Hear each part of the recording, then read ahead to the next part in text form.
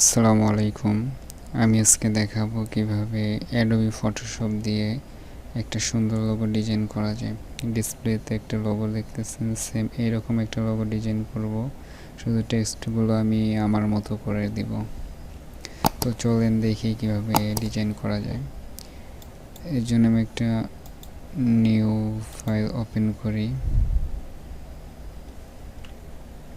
করার পর এখানে আমি টেক্সট লিখব,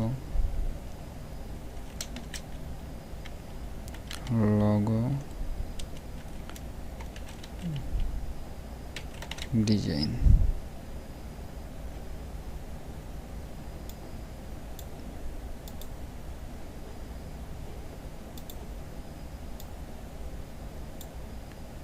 একটু বড় করে নেই।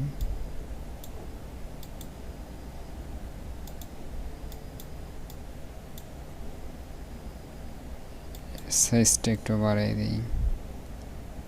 167 আছে অলরেডি, তো আমি এটা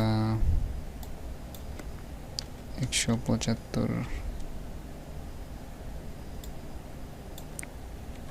80।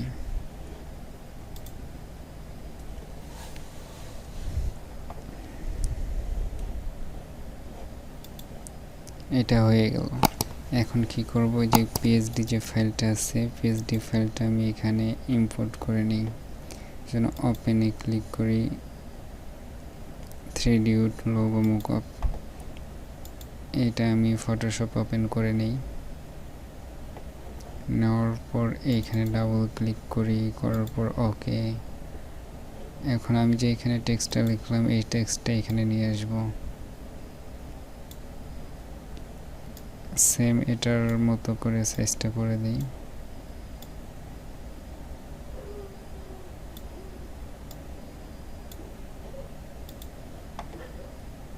দেন আগের যে টেক্সটটা আছে এটা আমি হাইড করে দিই। দেওয়ার পরে এখানে ক্রসে ক্লিক করি, দেন ইএসএ ক্লিক করি।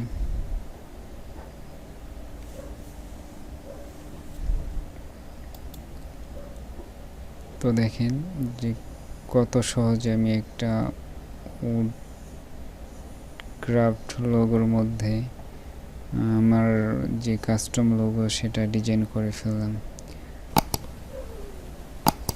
আমি পিএসডি ফাইলের ডাউনলোড লিঙ্কটা ডেসক্রিপশনে দিয়ে দিব, সেখান থেকে ডাউনলোড করে নেবেন।